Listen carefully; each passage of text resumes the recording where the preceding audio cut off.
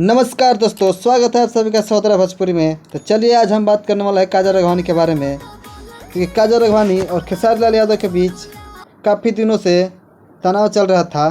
काजल राघवानी खेसारी लाल यादव के सॉन्ग पर वीडियो भी बनाना छोड़ दी थी, लेकिन आजकल देखने को मिल रहा है कि खेसारी लाल यादव के सॉन्ग पर काजल राघवानी काफ़ी सारा वीडियो बना रही है। क्योंकि एक खेसारी लाल यादव का गाना हिट हुआ है, हमारा सैया के तू ताला पर डबल खिड़की।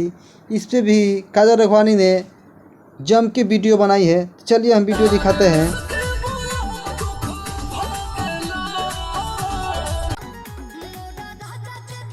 आप लोग देख रहे हैं कि कैसे काजल राघवानी जी खेसारी लाल यादव के सॉन्ग पर, क्योंकि मेरे राजा के दो ताला पे डबल खिड़की सॉन्ग पर कैसे वीडियो बना रही है।